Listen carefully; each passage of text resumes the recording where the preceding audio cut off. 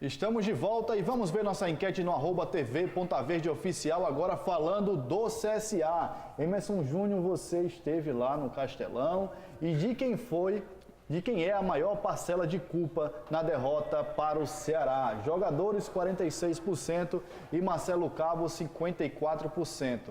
Não dá para apontar o dedo só em um ou outro, mas de quem foi a maior parcela de culpa? Olha, Rafa, não dá, você colocou muito bem, não dá para você apontar e responsabilizar apenas uma situação, até porque foi uma derrota vergonhosa, né? Foi um vexame. Sim. Então, uma derrota com lastro, com envergadura desse tamanho, muitas pessoas precisam ser responsabilizadas. Eu participei aqui do programa ontem, na emissora de rádio lá após o jogo. Eu bati muito nessa tecla, principalmente levando em consideração os jogadores que foram contratados para a disputa do Campeonato Brasileiro da Série A. Sabe, Rafa, eu estou aqui desprezando a qualidade do jogador, o que é que eu acho do jogador. Isso pouco importa.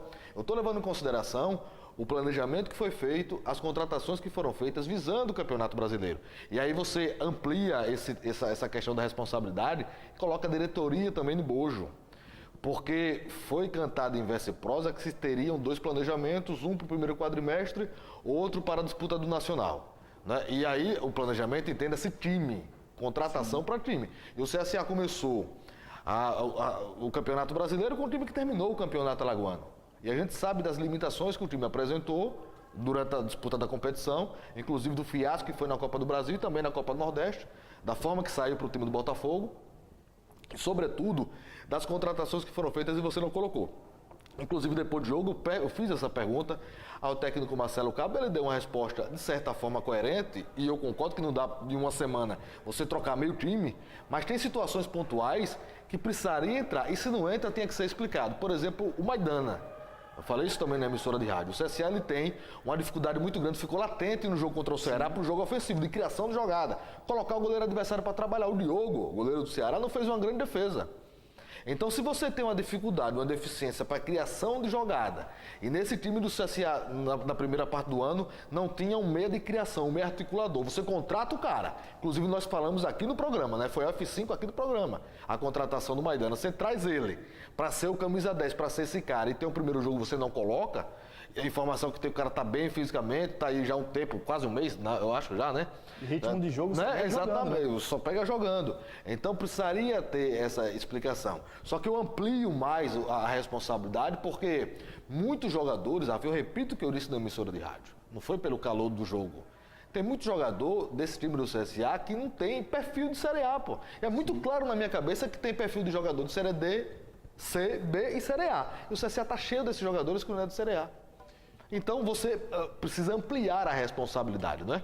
Não é só do jogador, nem do treinador, nem da diretoria. Você coloca todo mundo na responsabilidade, inclusive da gestão compartilhada, né? Da montagem do time. Agora, quem morre de véspera é peru. Tem mais 37 jogos pela frente. Sim, o CSL fez um jogo muito ruim. E o que deixou o torcedor com uma pulga do tamanho de um cachorro atrás da orelha, porque foi para um adversário direto. O time do Ceará, Rafa, tá entregue às traças também. Um time muito ruim, com muita dificuldade. Você tem uma ideia, o Ricardo Bueno, muito contestado, fez 2 gols e ainda foi o estaco lá em cima de criação de jogada. Enfim, sobretudo uma partida para se esquecer. Emerson, o que me preocupa é que o CSA não teve uma organização tática, técnica estava muito baixa, e o que eu acho que mais preocupou mesmo foi psicologicamente muito abalado. O time sofreu o primeiro gol e começou a errar o segundo passe ainda no setor defensivo. O CSA sentiu, você colocou bem, o CSA sentiu o gol, né? Não conseguia trocar 2 passes, não tinha triangulação, não tinha padrão de jogo, né? Essa é a verdade. O CSA não tinha a estrutura de um time, né? E aí sofreu demais, né? O placar foi de 4-0, se o Ceará tivesse um pouco mais de qualidade, poderia ter sido mais. Você coloca na conta da expulsão, que foi irregular do João Carlos, você coloca o lance bizonho do gol que perdeu o Patrick Fabiano.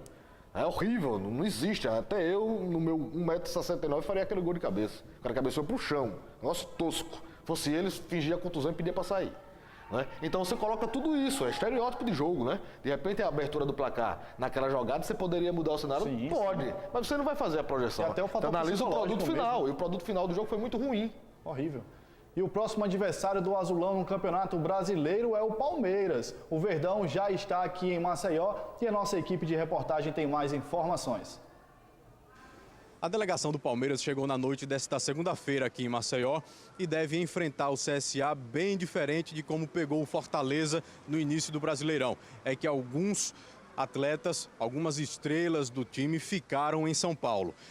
O time vai treinar nesta tarde de terça-feira lá no estádio do Corinthians, aqui em Maceió. É bem provável que o técnico Luiz Felipe Scolari, o Felipão, retome o rodízio. Isso porque o Everton, Luan, Gustavo Gomes, Felipe Melo, Bruno Henrique, Gustavo Scarpa, Zé Rafael e Dudu ficaram em São Paulo.